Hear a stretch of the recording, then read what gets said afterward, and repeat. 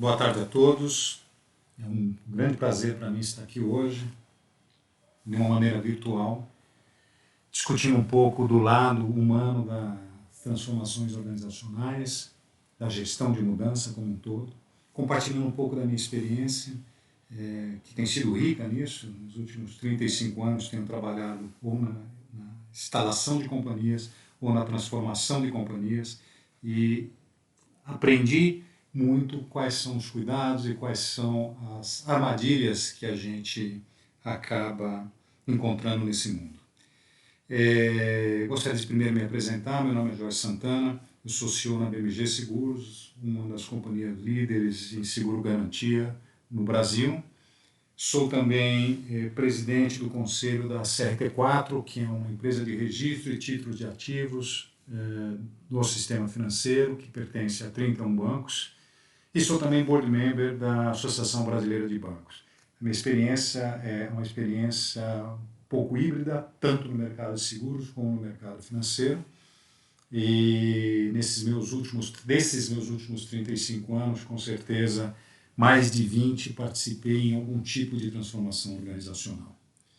O que eu queria falar hoje um pouco aqui é, primeiro, sobre o imperativo da transformação.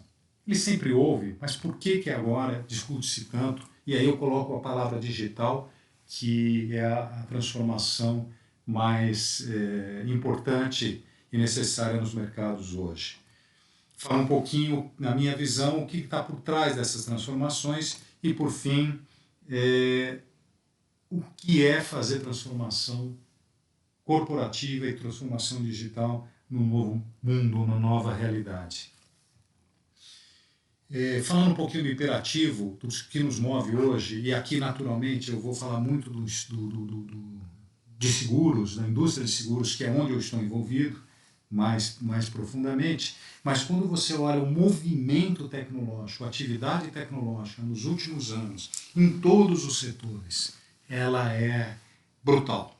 Seja ela no setor financeiro, seja ela no setor de saúde, no setor de seguro, os investimentos e a quantidade de novas empresas que surgem trazem para nós um quadro de disrupção meio que de criação destrutiva. Quer dizer, algo novo surge que começa a destruir o antigo, mas o novo ainda não se estabeleceu e vivemos nesse momento, um momento de transição bastante assustadora. No mercado de seguro especificamente, como podemos ver aqui, a quantidade de dinheiro, a abundância de dinheiro e de recursos colocados nos que se chamam insurtechs, que desafiam os incumbentes tradicionais, tem criado uma tremenda necessidade de mudança e tremenda perigo, vamos dizer assim, aos incumbentes tradicionais. A transformação digital no mercado de seguros ela acontece em diversos pontos da cadeia. Ela endereça claramente os pontos, os pain points na área de Customer Experience. Ela endereça produtos personalizados, diferenciados, produtos que antigamente eram impensáveis. E quando eu falo antigamente, eu falo alguns anos atrás. Ela endereça novos ecossistemas. Os grandes gigantes digitais criam ecossistemas que atraem para eles todos os movimentos. Hoje a gente vê isso muito também no mercado financeiro. Os bancos digitais precisam participar de ecossistemas para terem relevância. Isso acontece e com certeza acontecerá no mercado de seguro. E principalmente nas questões direcionadas à decisão baseadas em analíticas e em dados. Essas dimensões transformam de uma maneira bastante forte o mercado de seguros e ela torna o que era algo nice to have em algo must to have. Precisamos ter uma transformação sobre os incumbentes tradicionais, sobre pena de ficarmos alijados do processo nos próximos anos. Eu coloco aqui várias frases sobre como é que eu vejo a criação, a destruição criativa que acontece no mercado de seguros hoje, né? Onde você percebe claramente que uma abundância de capital está fazendo o reshape da indústria como um todo. O cliente final que hoje transaciona com um banco digital ou que transaciona com uma InsurTech, ele tem como paradigma de experiência de jornada de cliente não a sua operação de compra tradicional de seguros ou de operação financeira. O seu paradigma é a operação com a Amazon, o seu paradigma é a operação com a Google, ou seja, o padrão de tratamento do cliente, a jornada do cliente é muito diferente do que acontece hoje no mundo tradicional. E para isso as companhias têm que se transformar, elas têm que ser ágeis, têm que ser fast movers e têm que ser inovativas. Eu gosto de pensar que ou as empresas vão arquitetar o futuro ou elas vão ser vítimas dele. Não vejo um outro caminho. Ou você digitaliza, mas digitaliza de verdade, ou você acaba estando fora do game. Os principais, digamos assim, dificuldades para uma transformação digital, ela acontece principalmente no setor de seguro, por uma armadilha muito conhecida, que é o próprio sucesso. Anos de resultados muito positivos, anos de mercado soft, anos de retorno on equity adequado, criam o conceito por que mudar. O mindset é por que eu devo mudar? Qual é o benefício que a mudança nos dá? Associado a isso, você vai encontrar a natureza fiduciária do negócio de seguros. E também uma regulação muito pesada e muito forte. Isso faz com que a própria companhia, ela, de alguma forma, ela atrofie sua capacidade de inovação. Isso é um belo obstáculo para a inovação tecnológica. Isso faz com que o segmento de seguros sejam segmentos que menos investem em desenvolvimento, menos investem em tecnologia e em pesquisa, comparando com os demais setores do mercado. Eu gosto de pensar em 3 tipos de companhias hoje. A companhia que em algum momento não percebe a transformação em curso nos seus clientes, nos seus competidores, e essa companhia é a companhia que eu chamo o incumbente tradicional, que ela usa o ativo digital, mas ela usa para automação do escritório, ela usa para facilitar o seu dia a dia, mas ela não tem um pensamento digital em momento algum. Ela é uma empresa que vive como se estivesse no mundo tradicional. Essa empresa, não tenha dúvida, ela vai desaparecer. Ou vai ser comprada, ou vai ser colocada fora do processo e perder relevância até que ela esteja out of work. Não tem como uma companhia sobreviver nesse modelo, ela não percebeu a nova dinâmica de mercado. Também um outro tipo de companhia são as companhias que percebem a importância do digital, mas isso não está colocado dentro do seu planejamento estratégico de maneira adequada. Ela não percebe a necessidade de ter o cliente no centro de todas as suas decisões, que é o que preconiza qualquer transformação digital. E, portanto, ela cria um entorno e ela cria uma percepção digital, quando na verdade ela não é digital e quando na verdade ela está simulando um processo de transformação digital. Isso é uma grande armadilha, porque é uma ilusão.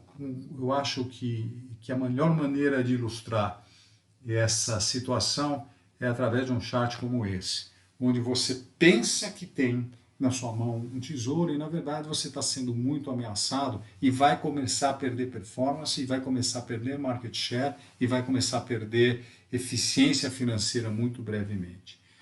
As empresas, sim, que conseguem olhar todas as tecnologias disponíveis, as diversas palavras complexas que hoje a gente discute no mercado, mas consegue usar isso da melhor maneira para alavancar a experiência do seu cliente, esse cara começa a ter então uma visão diferente, né? Ele começa a ser uma empresa que de fato tem capacidade de implementar uma transformação digital numa escala maior.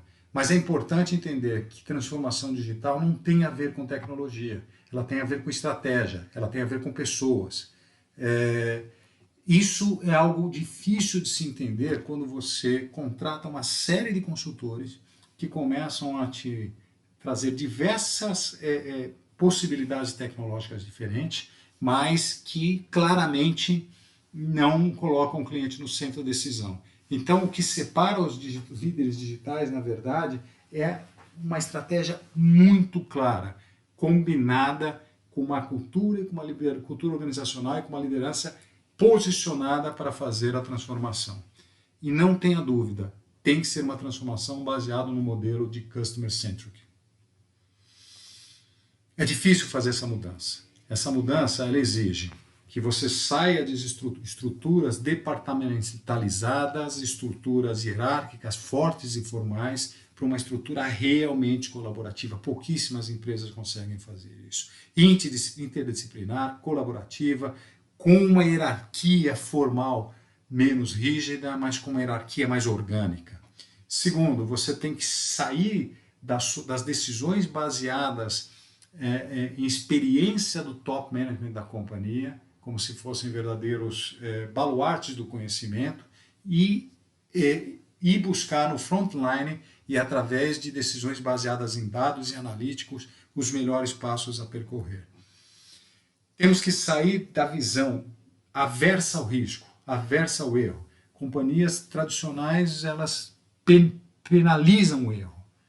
É muito comum você esperar o seu produto estar 100% preparado, pronto para ir para o mercado. No mundo digital, quando você está pronto, já é tarde. Então, o conceito da experiência, o conceito de ser ágil e ser adaptável é muito importante. Para isso, você tem que romper esse seu conceito de medo de errar, de medo de tomar risco. É muito complexo isso numa indústria tão fiduciária quanto a indústria de seguros. Vamos falar um pouquinho o que está por trás, na minha visão, das transformações organizacionais. Esse aqui é um quadro muito importante, antigo inclusive, da McKinsey, que por anos eles fazem essa pesquisa e ano após ano, desde a década de 90 até a atualidade, os números mudam um pouco para cima, um pouco para baixo, mas 70% das transformações organizacionais falham. Normalmente uma transformação organizacional é implementada por algum executivo que chegou de fora e esse executivo traz o seu time, traz seus consultores e começa a implementar uma transformação organizacional. Historicamente, 70% das transformações falham. E elas falham na sua grande maioria não por falta de recursos, não por falta de processos, não por falta de metodologia ou de quadros específicos que possam dar uma capacidade de medir a evolução da companhia. Elas falham por conta do que a gente chama soft stuff. Falham por conta de comportamento, falham por falta de compreensão da cultura organizacional. Em um trabalho seminal, John Kotter, em 96, foi o primeiro a falar em transformações organizacionais no seu livro Leading Change. De lá para cá, muita coisa foi produzida, muito trabalho da própria McKinsey, mas o importante é que pouca coisa mudou. Continuamos tendo um grande índice de falhas, 70% pelo menos, e um pouco entendimento de como você pode conduzir a transformação. Os 6 pontos principais que o Kotter colocava lá atrás, eles são muito relevantes até hoje. Muita complacência na implementação, incapacidade de criar uma coalizão, uma história que seja suficientemente forte para ter o drive de continuidade das pessoas. Falta de entendimento claro do poder que a visão pode criar, ou o propósito pode criar. Subcomunicar ou comunicar de maneira inadequada esse propósito. Subestimar a necessidade de você ter quick wins, ou seja, pequenos avanços mensuráveis que mostrem para as pessoas que você está avançando. E, sobretudo, negligenciar a cultura organizacional. Isso é muito importante porque, normalmente, o forasteiro vê a cultura organizacional como impeditiva à mudança. E ela é. Mas se você conseguir trabalhar dentro do framework da cultura organizacional vigente, você vai ter muito sucesso. Então, criar uma história que seja de fato drive para a mudança é muito importante. Você e a diretoria, e principalmente o CEO, serem de fato exemplo da transformação em todos os seus momentos, em todas as suas decisões, em todo o percurso da mudança, como a gente vai ver daqui para frente. Reforçar os mecanismos operacionais e financeiros para que eles abriguem, para que eles se adequem à transformação. Você pede uma mudança de comportamento, você pede uma mudança de mercado, mas os seus sistemas e a sua operação não está focada nisso, e portanto você cria um gap muito importante. E por fim, você tem que ter importação de capacidade, construir capacidade, seja capacidade humana, seja capacidade tecnológica, seja skills operacionais, porque senão você não suporta a transformação. Eu gosto muito desse chat que a gente está vendo aqui, que eu costumo entender que a resistência se antagoniza ao propósito. Se você não consegue ter uma história que crie propósito e que esse propósito de alguma maneira seja abraçado pelas pessoas importantes na sua corporação, o nível de resistência aumenta muito. E para mim esse é o ponto mais importante de qualquer transformação, seja ela num departamento, seja ela numa corporação como um todo. E a curva J, que é uma curva antiga também, ela para mim acontece em todos os movimentos da nossa vida. Quando você vai mudar, e esse é um medo natural de todo mundo, antes de melhorar, piora. Quando você começa a fazer uma nova atividade, antes de você ter o mesmo nível de proficiência que você tinha, você fica pior do que você era antes. É o que eu chamo a curva J. Eu estou no estado A, que é o as is, e tenho que ir para o estado should be, que é onde eu quero chegar. Toda evolução planejada, normalmente ela é linear. Eu acho que eu saio daqui e vou para cá, e eu tenho algumas variações dos meus planos, mas eu não levo em consideração de que na medida que eu começo a promover a transformação na organização, a performance começa a cair. A entropia começa a aparecer. As pessoas começam a ficar insatisfeitas. Existe um antagonismo à transformação que ele é crescente. Por quê? Primeiro, as pessoas têm medo. As pessoas gastam mais energia pessoal durante o processo de transformação, porque saem do seu modo automático e passam para o seu modo de pensar supervisionado.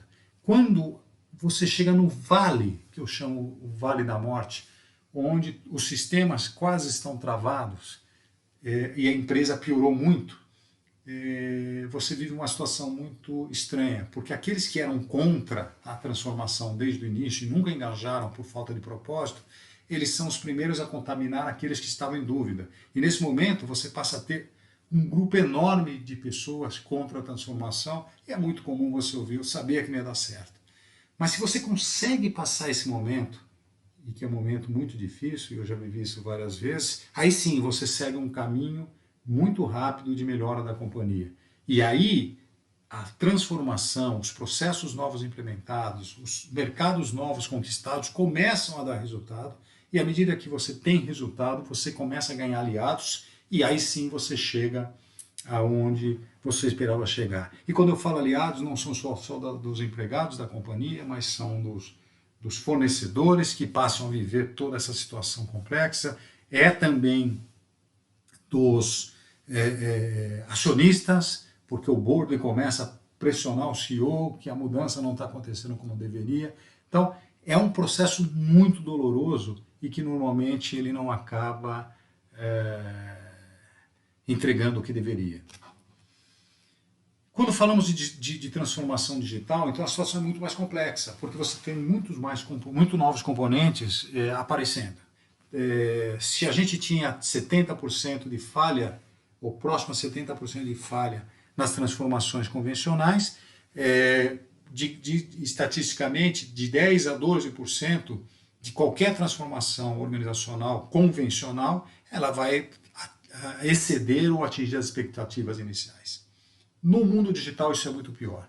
Numa transformação digital, as estatísticas, embora que recentes, elas dão conta que nós estamos falando que menos do que 5%, no máximo 5% das transformações vão funcionar. Elas vão deliver o que se esperava de início.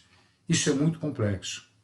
E por quê? Porque você tem novos componentes. Além daqueles componentes que tínhamos no passado, da resistência, você começa a ter componentes que são completamente inovadores.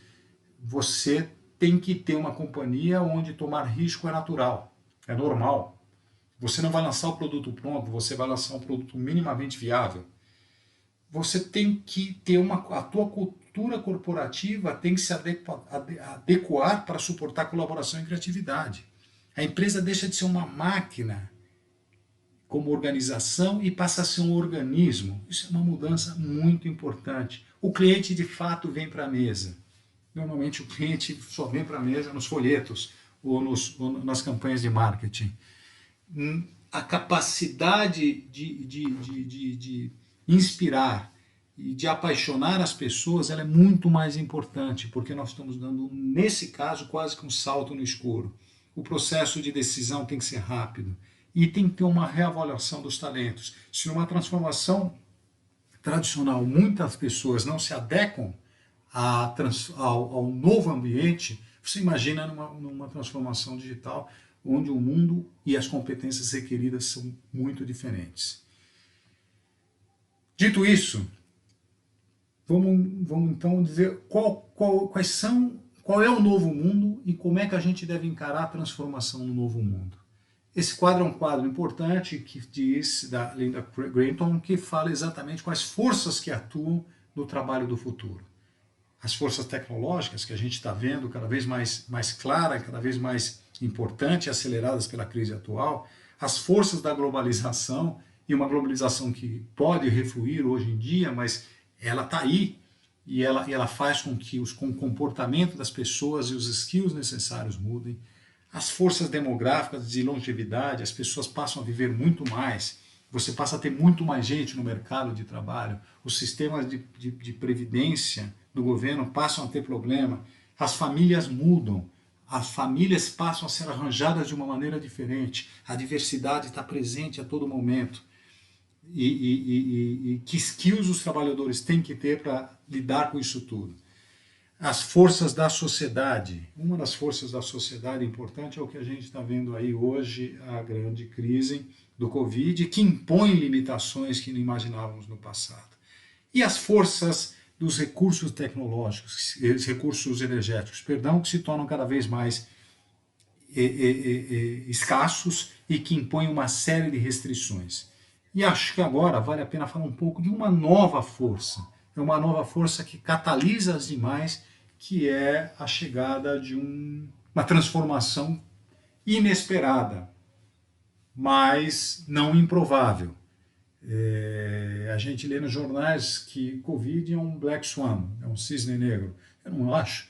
Ele é um cisne branco, negro, completamente previsível, e um cisne que a qualquer momento ele poderia acontecer. E que ele abre escancara para a gente a necessidade de mudança. Ele mostra que nada mais vai ser como seria. Na verdade, resumindo, é como se perdêssemos a ingenuidade. As coisas não são tão seguras como pensávamos. Os países não estão preparados como pensávamos. O nosso sistema de saúde não é tão forte e nosso mecanismo de decisão não é tão estruturado. Isso cria uma incerteza permanente nas nossas vidas que vai ter um efeito muito grande em qualquer futuro do trabalho. Vamos pensar um pouquinho nos trabalhos que existem por aí e nos trabalhos que existiam, né? Esses são dados conhecidos, mas é importante, quer dizer, hoje a maioria das pessoas, em muitos continentes e muitas indústrias, trabalham em posições que não existiam há 5 anos atrás. Ou seja, novos tipos de trabalho surgiram e há 5 anos atrás eles não estavam, há 10 anos atrás. E 65% das crianças que estão na escola hoje vão trabalhar em tipos de trabalho completamente novos quando elas estiverem na idade produtiva. Ou seja, ela está estudando para algo que não vai servir. Ela tem que estar preparada para a transformação que vem lá na frente. Realmente é uma mudança muito grande. Todo esse processo coloca uma pressão muito forte sobre as pessoas, sobre os governos, sobre as empresas, que tipo de desenvolvimento, que de skills eu tenho que comprar e trazer para dentro da minha companhia, eu tenho que desenvolver pessoalmente para lidar com algo que eu não sei o que será. Esse quadro é um pouco assustador, ele vem de uma pesquisa dos 162 jovens do futuro. Você das mais diversas modalidades, e provavelmente serão muito mais do que 62, provavelmente 162, alguns não estarão aqui, que são os nanomédicos, são os especialistas em aging, que são os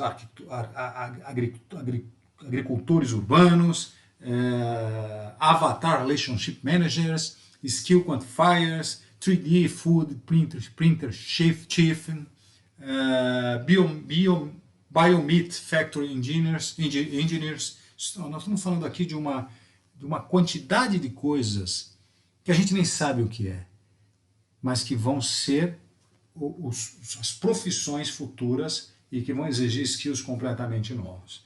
E falando em skills, é importante a gente entender o que a gente consegue olhar de skills, porque quando a gente vai fazer uma transformação digital ou uma transformação corporativa, eu não posso mais olhar para as competências reinantes da minha companhia. Eu tenho que olhar sim para os skills e para as competências necessárias. E algumas são conhecidas, mas algumas devem ser intensificadas, outras são completamente novas, né? Falamos do pensamento crítico, orientação para a resolução do problema, colaboração através de network, liderança pela influência e não mais pela hierarquia, agilidade, adaptabilidade, iniciativa, empreendedorismo, ser efetivo oralmente escrito, na comunicação oral e escrita, isso é fundamental, porque ela se dá não mais muitas vezes pela presença física, onde você tem todo o teu corporate language para te suportar, a capacidade de transformar informação em conhecimento, curiosidade e imaginação. Quanto a empresa hoje tem no seu set de competências que são avaliados anualmente, curiosidade e imaginação. Esse set de coisas que estão aqui e a capacidade de aprender a aprender são fundamentais no novo tipo de talento que nós esperamos. E que isso vai se dar cada vez mais a relação emprego-empresa, ela muda. Né? Hoje eu sou empregado de uma empresa, a tendência é que eu tenha trabalho em diversas empresas por aí.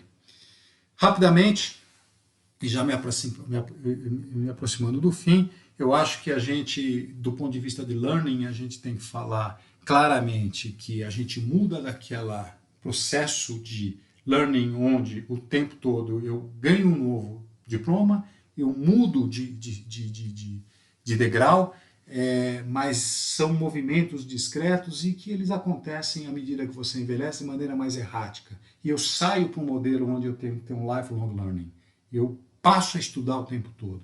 E como é que eu me adapto para isso é muito complexo. Temos que entender como seria isso. E mais do que isso, eu tenho que aprender a aprender. Eu tenho que reaprender a aprender. Como eu aprendo tudo que está chegando e como é que eu alavanco o meu conhecimento passado para tirar proveito do que está chegando. Rapidamente também falando um pouco do que a Covid promove nas nossas vidas, porque ela promove uma transformação, ela acelera a transformação digital de uma maneira impressionante, a gente já está vendo isso, o homework passa a ser algo, passa a ser uma realidade, e à medida que ele é uma realidade, ele faz um certo reshape de como as cidades estão organizadas, como aconteceu no passado, a gente viu isso na Revolução Industrial, o mundo assistiu isso com a peste negra, quando ela dizima os recursos que sustentavam o regime feudal, e portanto o regime feudal é destruído. Nós não vamos chegar a esse extremo, mas tem uma modificação importante. Cada vez mais a educação é virtual, a telemedicina vem para ficar, a gente passa a viver na economia da distância, o que é uma coisa muito diferente, disrupção importante em algumas cadeias, vale a pena produzir em vários países, eu faço um refluxo da globalização, como fica a manufatura e a distribuição, o que vem por aí, o papel dos drones, o papel da impressora 3D, ganha velocidade, e o sistema de healthcare, a gente descobre que ele está longe de ser o que a gente pensava que ele era. Esses são os efeitos que aceleram a maioria daqueles eventos que a gente falou anteriormente. Mas então o que não muda nisso tudo? Eu acho que o mais importante não muda o ser humano. E eu gosto dessa frase do Einstein, que ele diz, olha, tudo que está criado é processo da nossa mente. Nós não podemos mudar nada se a gente não mudar a nossa mente. Então, é o nosso pensamento. O ser humano não muda. E eu trago aqui um chat, já me aproximando do fim, que eu uso, gosto e acredito que é uma trimembração do ser humano entre o pensar, o sentir e o agir. Isso é poderoso. Poderoso e para o bem ou para o mal. O que eu quero dizer aqui é assim, que o pensar, ele tem a ver com o plano, ele tem a ver com a possibilidade matemática, ele tem a ver com entender os obstáculos, entender os possíveis ganhos que eu tenho. Ele tem a ver com o racional, ele tem a ver com o cognitivo, ele tem a ver com a parte mais nova do nosso cérebro, o córtex pré-frontal. Ele é muito importante no nosso raciocínio, mas ele por si não movimenta a nossa ação. A nossa ação, ela só se movimenta através do sentir. É através do sentir que eu me sinto incluído no processo. É através do sentir que emocionalmente eu me sinto participando do projeto. O sentir, ele é sensibilizado pelo propósito. Quando o propósito tem conexão com o meu sentir, a minha ação é muito rápida. E aí sim eu vou engajar no projeto e não vou medir esforço para fazer uma execução perfeita, não vou ter medo de errar. Mas o sentir, também desconectado do pensar, ele leva ao extremismo. A gente está cansado de ver ações onde a pessoa se movimenta, estoura uma bomba sem nenhum raciocínio por trás. Então, saber comunicar o plano, saber comunicar o pensar, mas saber sensibilizar o sentir com um propósito é o caminho para você vencer qualquer resistência à transformação. Isso é fundamental. Grandes líderes usam isso o tempo todo. Grandes líderes endereçam a emoção, ele não endereça o pensar. Vocês já viram, por exemplo, quando você apresenta um plano perfeito em PowerPoint e Excel, com vários consultores te ajudando, aí alguém diz assim, olha, eu estou sentindo que está faltando alguma coisa. Claramente, ele entendeu o cognitivo do plano na sua parte externa do cérebro, mas a sua parte interna do cérebro, a amígdala e as partes mais antigas não foram sensibilizados. Portanto, eu não vou conseguir movimentar esse sujeito na transformação. Isso vale para o mundo antigo, isso vale para o mundo atual, e isso vale para o mundo futuro. Essa é a minha contribuição, espero poder ter ajudado, espero que o fato de ter gravado a apresentação para poder ser traduzida não tenha criado um grande empecilho, e estou disposto, aberto aqui a diversas perguntas e respostas e a qualquer debate. Muito obrigado.